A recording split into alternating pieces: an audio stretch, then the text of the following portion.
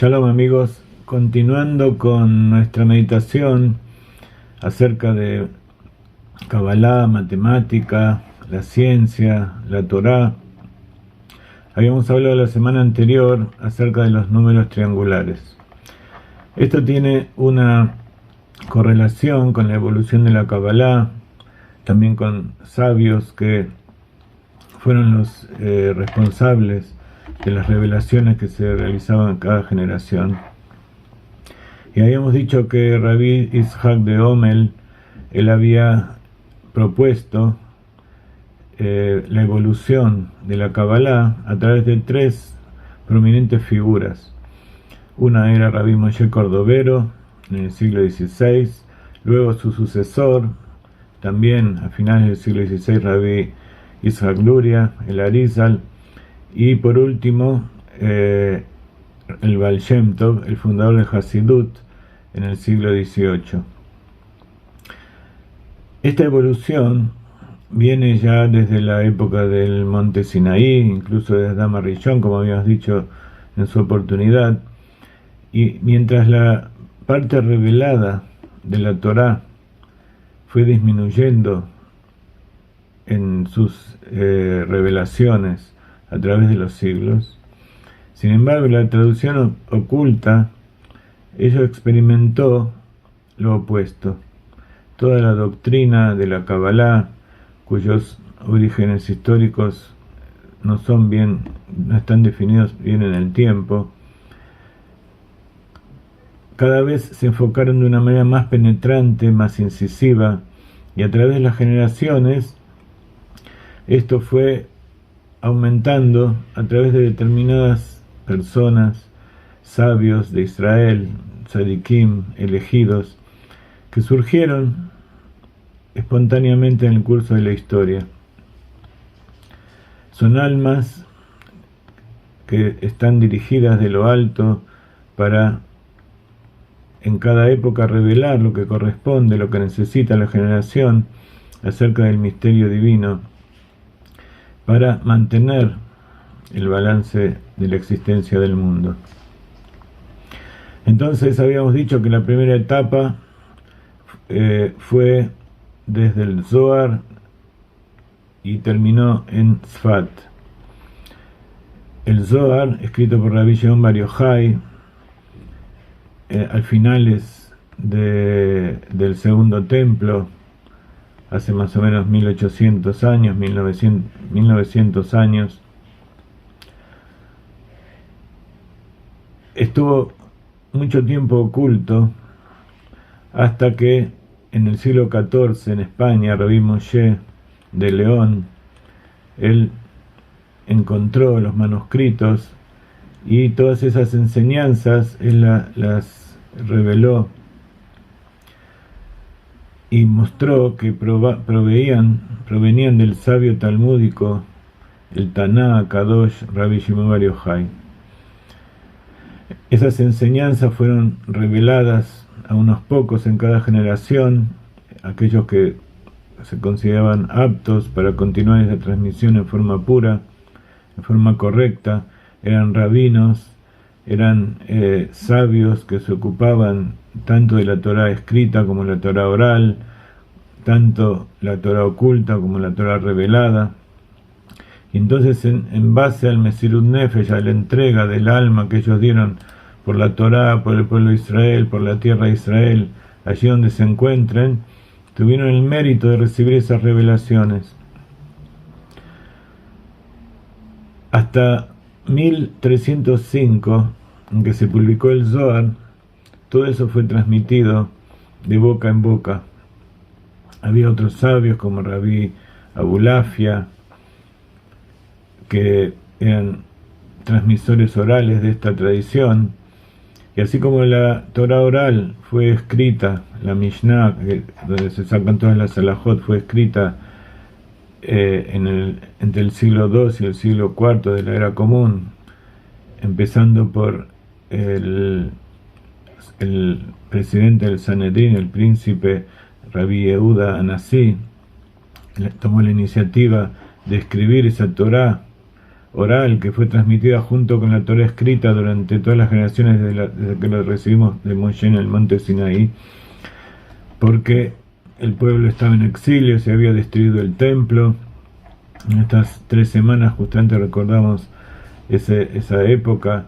El ayuno que hacemos es por la destrucción del templo que ocurrió en Jerusalén, y que a causa de eso la presencia divina no pudo morar, no se pudieron seguir cumpliendo los preceptos. Piensen que hay 613 preceptos, de los cuales más de la mitad fueron eliminados cuando ya no hubo más templo, cuando no hubo más reino de Israel en la tierra de Israel. Quedaron aproximadamente 270 preceptos que se pueden seguir cumpliendo. Entonces el ayuno es más que nada para mostrar a Kadosh Baruj Hu nuestro deseo y nuestra necesidad de que vuelva el templo a su lugar y que todo el pueblo de Israel esté en su lugar y se puedan seguir haciendo los trabajos para la revelación de Dios.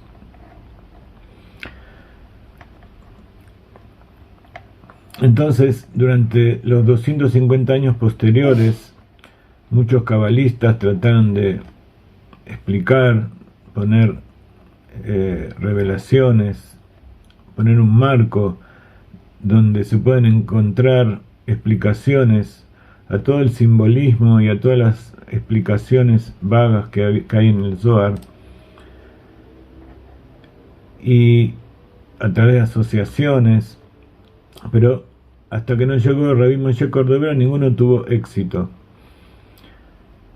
Él escribió el Pardés, Rimonim, y ahí recopiló toda la tradición cabalística que había hasta ese momento y mostró que todas esas enseñanzas tenían una coordinación, había una sabiduría oculta, no eran a veces eran contradictorias, pero con el tiempo se fue descubriendo la raíz de todas esas cosas, entonces se pudo conciliar las paradojas.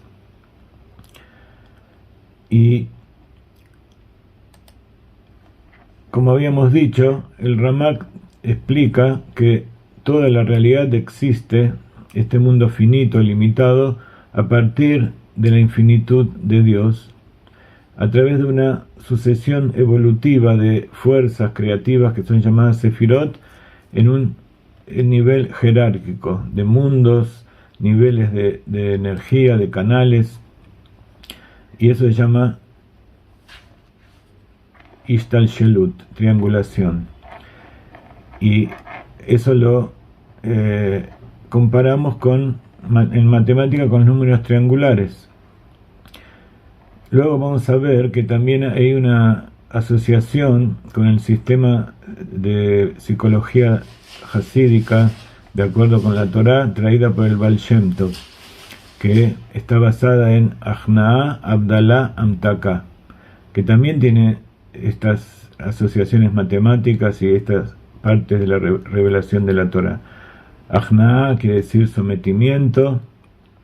Cuando uno tiene un problema o tiene algún problema que resolver, primero hay que sacarlo de adentro y decir: Akadosh Baruj Hu trajo esto es así, aceptar la realidad, y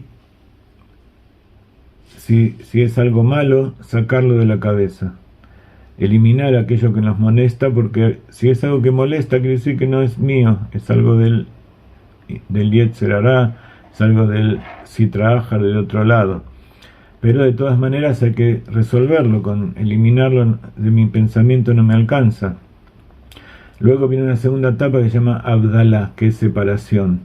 Cuando eso está separado de mí, entonces yo lo puedo ver de frente, puedo analizarlo y tratarlo objetivamente para ver lo bueno que hay en eso y conservarlo, y ver lo que no sirve, y así poder resolver ese problema y sacar de mí aquellas cosas que no están bien. Una vez que yo hice eso, viene la tercera etapa que se llama Amtaka, que es dulcificar. Así como cuando uno tiene una oscuridad trayendo luz, se elimina la oscuridad. Así también, cuando uno tiene una amargura dentro suyo, un sufrimiento, hay que dulcificarlo. Y la dulcificación es justamente cuando pasamos ese proceso de 3 etapas en que llegamos a la conclusión de que todo tiene dentro un motivo, tiene un mensaje de Dios, tiene una finalidad en mi vida, y entonces lo transformo, eso que parecía una amenaza, que parecía un estorbo, y incluso hasta una enfermedad o un problema psicológico, lo transformo en un método, una herramienta para servir mejor a Dios. Entonces eso se dulcifica, y así como el cuerpo, por ejemplo, a veces hay que trabajarlo, hay que dominarlo como un animal para que pueda servir al propósito del alma. Al final, ese mismo cuerpo deja de ser un antagonista y se transforma en un instrumento para servir al alma, cuando ambos cumplen las mitzvot en forma conjunta, cuando el cuerpo se da cuenta del placer enorme que hay en hacer cosas buenas, en estudiar Torah, en descubrir las cosas interiores. Entonces, después llegó el Ari, el Rabí Itzhak Luria, que el mismo día del funeral del Ramak, él llegó a Tzfat, después de toda una vida también de estudiar. Tenía 33 años, llegó con su esposa, con su hijo, y era ya un sabio muy reconocido. Y ahí, cuando llegó, estaban en la levaya, en la procesión, llevaban a Rabbi Moshe Cordovero a su descanso. Él vio que salía una columna de fuego de su cuerpo, del cuerpo del Rabbi Moshe Cordovero, y entonces esa era la señal ya conocida de antes de que él iba a ser el sucesor. Y así fue. En esos 3 años en que él estuvo en Tzfat, tuvo grandes alumnos. Rabbi Haim Vital fue el principal que escribió toda su obra, todas las enseñanzas. Rabbi Itzhak Luria no escribió nada, todo lo enseñaba y sus alumnos lo escribían. Allí en Tzfat entonces se creó la segunda etapa, que es interinclusión, y así el Arizal trajo toda la teoría de la reencarnación, la interinclusión, que todo el proceso de rectificación tiene que ser que cada parte del todo incluya a todas las demás partes del todo. Eso es un concepto filosófico y científico moderno, pero que ya hace muchos siglos que es manejado por los sabios de la Torah. Y eso lo vamos a comparar entonces con los números cuadrados, con el proceso de Abdalá, de separación, en el sistema psicológico del Baal Shem Tov. Y dentro de la evolución, eso es, como decíamos, Itkalelut, que todo proceso creativo, por un lado, tiene que tener una creación, tiene que provenir de un punto base, una raíz, y de ahí se derivan todas las consecuencias, pero a su vez todos esos puntos y todas esas integrantes tienen que estar interincluidos. ¿Cómo se hace para que estén interincluidos?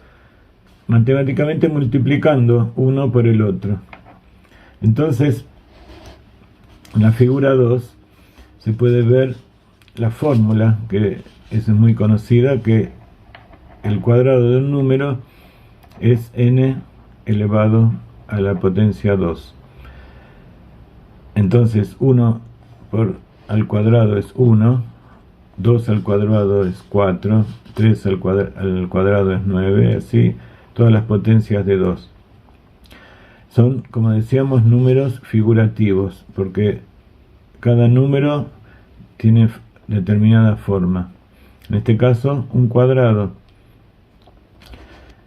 Y entonces, en este cuadrado se puede entender fácilmente, es una buena forma de enseñarle a los chicos lo que significa triángulo, cuadrado. Y ahora vamos a ver el siguiente, que es Ashra. Y hay, más adelante les voy a enseñar otras fórmulas de otros números figurativos, el número piramidal, el número de diamante, el número de Maguen David. Hay fórmulas hermosas que corresponden a asuntos de la Torá, como vamos a ver. No es simplemente un juego matemático, hay que aplicarlo.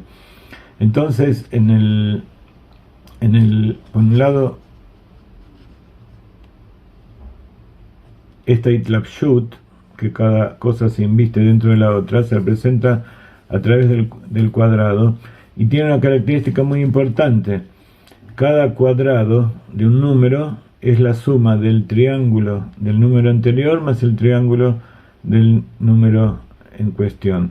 Entonces, en la figura 6 pueden ver que, por ejemplo, el cuadrado de 4 está compuesto del triángulo de 4 más el triángulo de 3. El cuadrado de 4 es 16 y el triángulo de 4 es 10 y el de 3 es 6. Entonces 10 más 6, 16. En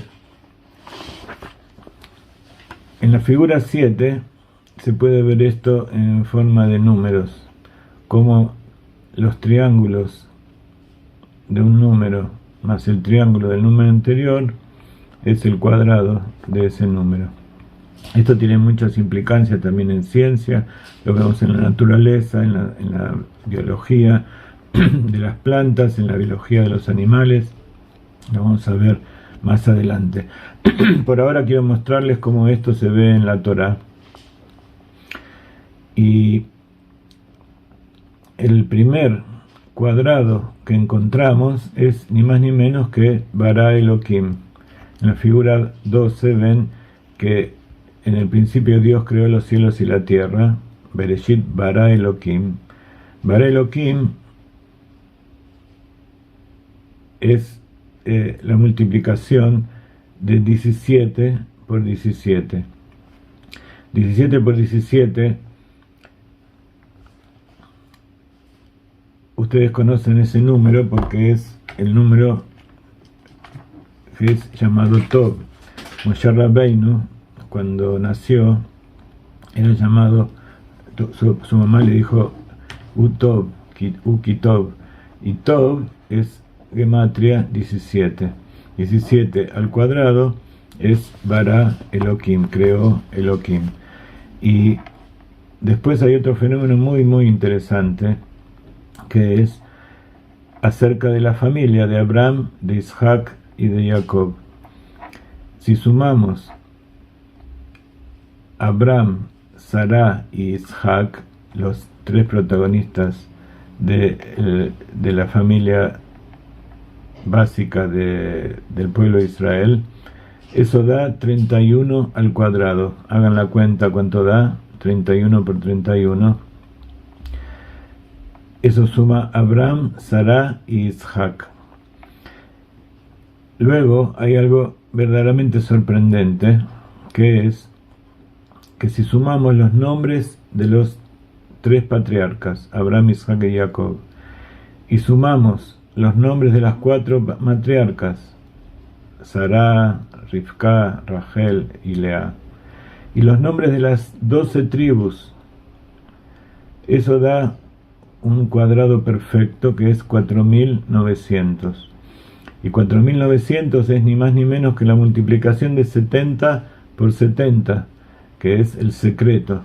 Entonces, toda la familia que bajó Egipto antes de entrar a la esclavitud, la familia de Jacob, incluso antes de que los hijos de Jacob tengan familia, eso es el secreto de los secretos, Sod Kaful Sod. Y por último, el el fenómeno que les quería mostrar es acerca de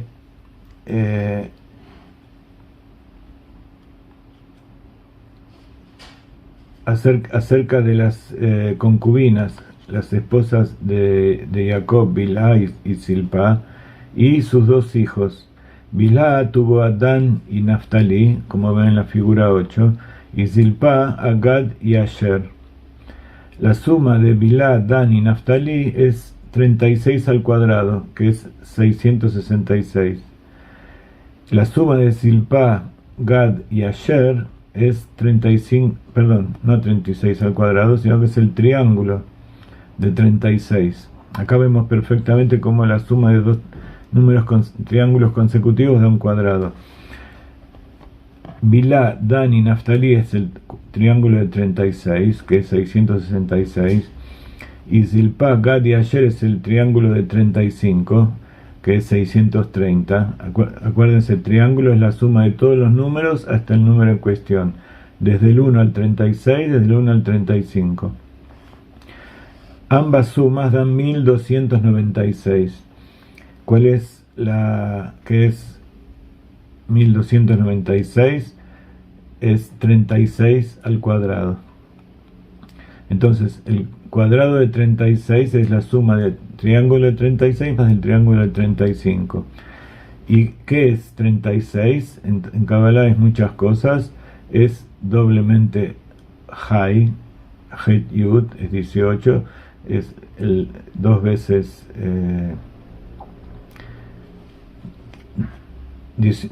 Hay es 36, y también es la gematria de Lea. Lea, la segunda esposa de Jacob, y es la que se ocupó de todos los hijos una vez que Rachel falleció. A ver, otro ejemplo. Otro ejemplo es que la creación terminó el día de Shabbat, y vio Dios que era bueno, y el día sexto, y ahí terminó toda la obra de la creación que hizo para hacer. Y los versos que hablan acerca del Shabbat tienen 144 letras, y 144 es 12 al cuadrado.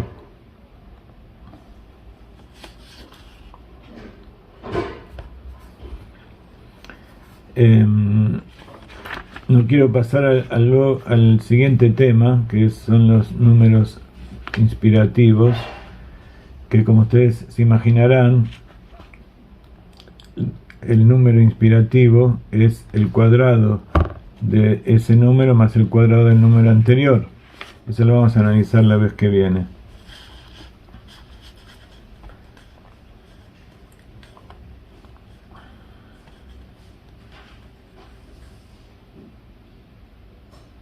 Bueno, vamos a dejar esto aquí. Una de las cosas que quería contarles, ya que estamos en la Parashá Pinhas, estuvimos estudiando acerca de la matemática de la Parashá Pinhas. Vamos a ver si hoy a la noche damos una clase sobre esto. Le quería decir que un ejemplo de número triangular es los 231 portales de las letras del alfabeto hebreo. Está dicho que así como hay 22 letras, cuando se combinan de a dos letras, cada una es un portal.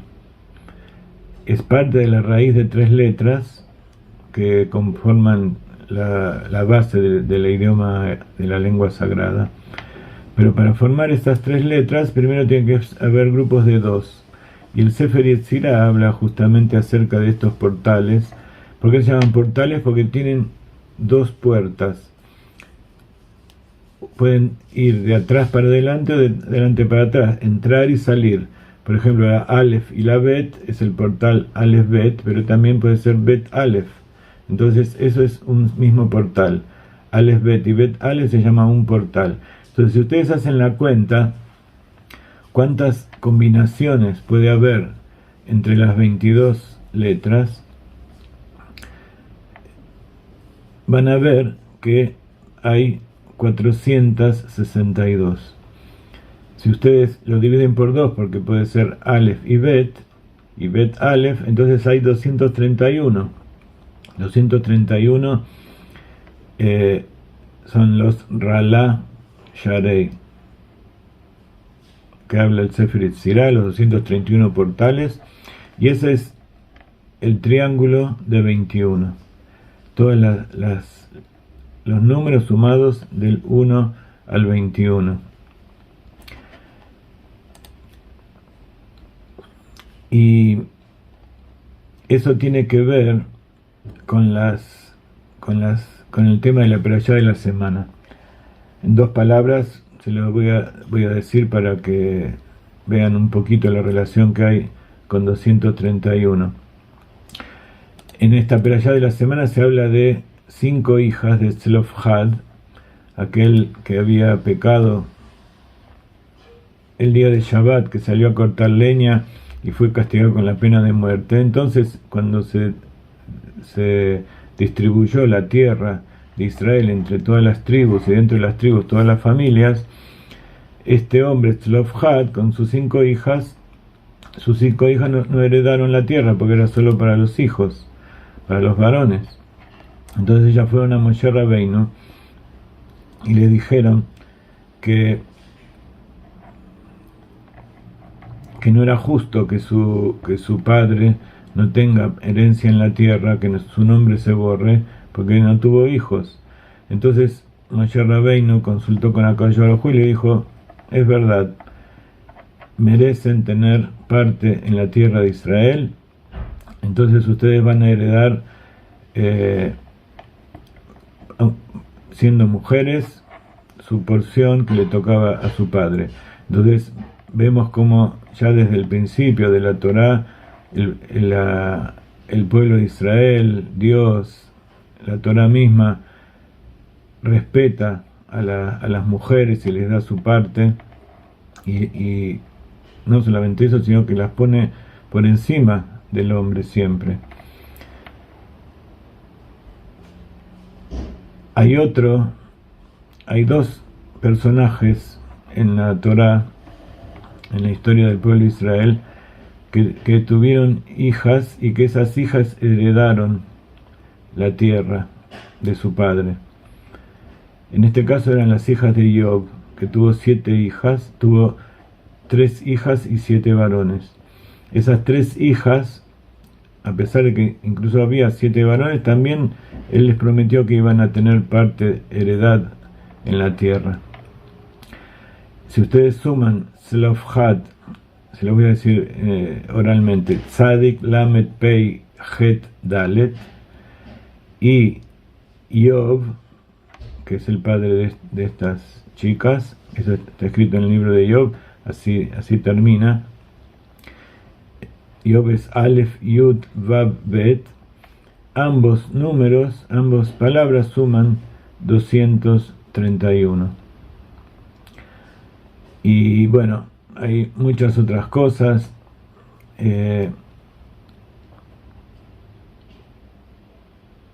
231 también es el triángulo de 21, es uno de los nombres, el nombre básico con el cual Dios se reveló a Moshe. Cuando Moshe estaba frente a la zarza y le dijo Dios que vaya a sacar al pueblo de Israel, le dijo: cuando yo vaya allá nadie me va a creer. ¿A quién qué le voy a decir? ¿Quién me está mandando? ¿Quién es el que me manda? Entonces Dios se reveló con un nombre especial que es Ekie. Ekie es Aleph Hei Yud Hei. Aleph Hei Yud Hei suma 21 y corresponde en Kabbalah al principio madre, Binah, al Parzuf Binah, a la Sefirá de entendimiento, y 21 multiplicado por 21, 21 el triángulo de 21, todos los números hasta el 21 suman 231. A su vez, 21 al cuadrado suma 441, que es la gematria de la palabra Emet, Aleph Mem Taf. Entonces Akadosh Baruj Hu le estaba diciendo: no tengas miedo, yo te estoy mandando y me revelo con mi nombre de la verdad. La verdad es la que vas a llevar, y la verdad los va a salvar y los va a hacer existir hasta el final de los tiempos, y va a traer el Mashiach ahora mismo, Besrat Hashem. Muchas gracias.